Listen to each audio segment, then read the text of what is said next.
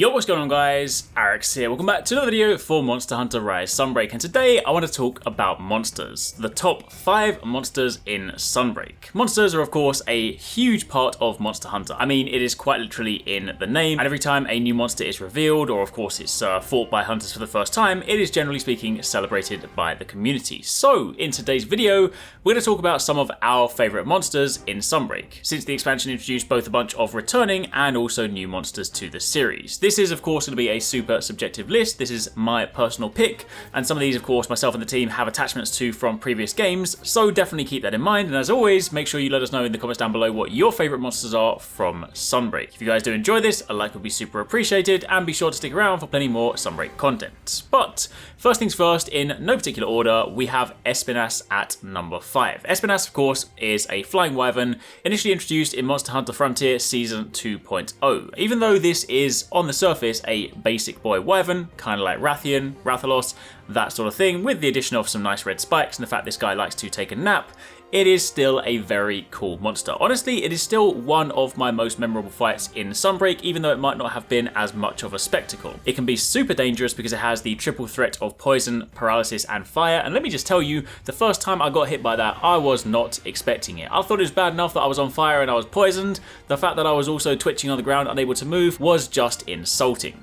However, in addition to this, I am somewhat biased because the weapons have really cool designs. Specifically, they have red blades. If you guys know me, you know I like red. Companies can quite literally release something in red and your boy will buy it. Yes, that is me. Anyway, that being said, they are still really cool weapons with cool designs, and honestly, going back to the fight itself, I like how when it begins, it is quite literally asleep and it just does not care about you. You can wait on it for quite a bit of time before it even decides to wake up, before it even deems you worthy, which in and of itself is hilarious, and sometimes it will just go to sleep during the fight as well. But most notably, I also want to include this in the list because with the introduction of Espinas, a frontier monster, that does now mean the proverbial Pandora's box has been opened. Does this mean in the future, in future updates, they may bring more frontier monsters? We of course have the roadmap. Some things could hint at that. One of the sort of silhouettes could even be a subspecies or a variant of Espinas, who knows? And of course the sort of even more vague 2023 update could be they're keeping things open to sort of see the community's reception. So definitely let Capcom know you like Espinas, just in case it means we get more frontier stuff. Then moving on from there to number 4, Malzeno. Okay, it kind of had to be in this list. It is the flagship of this game. It is of course classed as an Elder Dragon, and because it's the flagship, it gets extra points. It's a little bit unfair, but it is what it is. This of course is the vampire monster. A lot of the sort of theme for Sunbreak is all about knights, medieval sort of vampiric gothic theming, which is really cool. And of course, Malzeno is one of the 3 lords, looking incredibly menacing. From a design point of view, this thing just looks hella cool. You of course have the blood red effects sort of going around it. You have the curios, you have the introduction of blood blight, which is of course a cool new mechanic, which when translated to the armor does also give you some fantastic healing potential, so that in and of itself is hella cool. You can kind of think of this almost like an EU blood Velkhana, because they do also have, to a degree, some similar movesets, and Velkhana was also a very cool monster. This also has one of the coolest moves in the game when it teleports and basically instant transmissions to another location, which is very scary the first time you deal with it, but then afterwards when you see it, it just looks hella cool. So Malzeno definitely belongs on this list. Moving on from there, we then have Garangolm at number 3. This of course is a brand new fanged beast, and again this is counted as one of the 3 lords of the expansion. We've already spoken about Malzeno. You also have Lunagaron, and this one honestly is probably my favourite one. Not necessarily a particularly difficult fight, but you fight this quite early on Sunbreak, and this thing from a sheer scale point of view is daunting. He is huge, kind of like a massive, heavily armoured Rajang, and honestly, some of the powers it has during the fight are incredibly cool. When it punches its fists into the ground and basically pulls out one coated in sort of moss for water damage, one coated in sort of lava and rocks for basically fire molten damage, that is ridiculous. Plus, one of my favourite moves is when it quite literally uses one of those fists, the fire fist, to rocket boost itself into the sky. That is hilarious, scary, and just hella awesome. In addition to this, some of the weapons you get from it have insane raw damage values, and given that you fight it early on in the game, it does mean Garangolm weapons are pretty enticing as early game picks, and they of course become viable all the way through to end game. I would in the future like to see a variant of this, something like Rajang, a Furious Rajang, because honestly a Furious Garangolm could be crazy.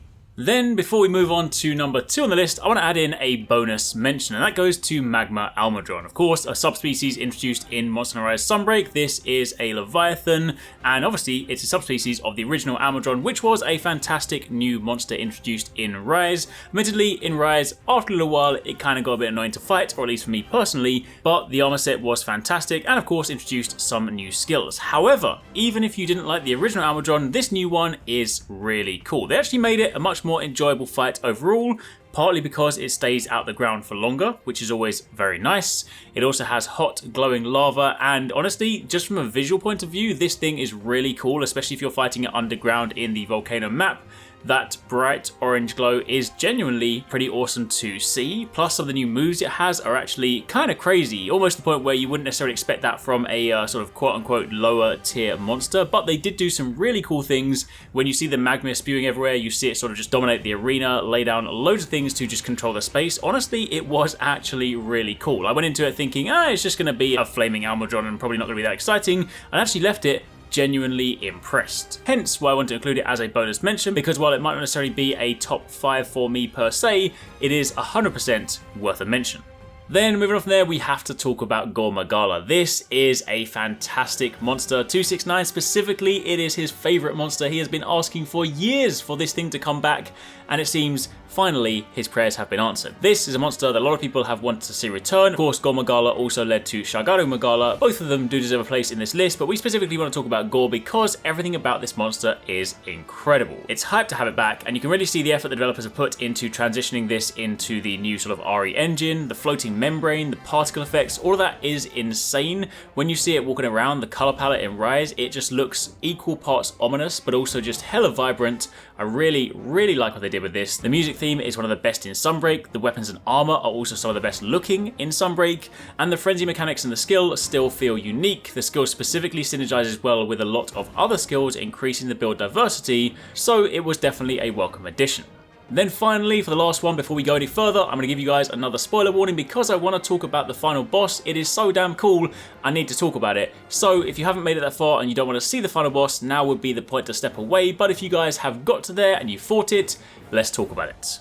Gaismagorm is the final boss, the Elder Dragon. This thing is quite possibly one of my favourite, if not my all-time favourite, final boss fights in Monster Hunter. Everything about this was so well paced, especially if you directly compare it to things like Ibushi and Nawa, who from a design point of view were kind of cool, but I will be honest, I didn't necessarily enjoy their fights too much, especially given that of course first encounter with Ibushi was worked into a rampage and Nawa was just kind of floating around for a little bit. Let's be honest, it was cool, I like the armor, but it wasn't my favourite. However, Gaismagorm was so cool. Everything about this fight was a spectacle. From the interaction with some of the tools allowing you to quite literally cool down raining Dragonators, to the point where you have the gun section where you can just shoot it as it's coming up the wall, and the first time you ever fight it when Fiorine comes down and gets involved, everything about that was fantastic. The music is crazy, the sheer size of this thing is insane, the visual effects about it, and when you go around breaking different crystals and they sort of fall off, that feels hella satisfying. Honestly, everything about this fight just felt really cool. And even when you think you've seen everything, it then suddenly goes Ultra Instinct mode at the very end and just tries to finish you off. This thing just gets progressively better throughout the fight, plus it has amazing armor and weapons, so this is a 10 out of 10. Love this one. Really enjoyed it, and definitely it does go down as one of my favourite final bosses in the entire Monster Hunter series.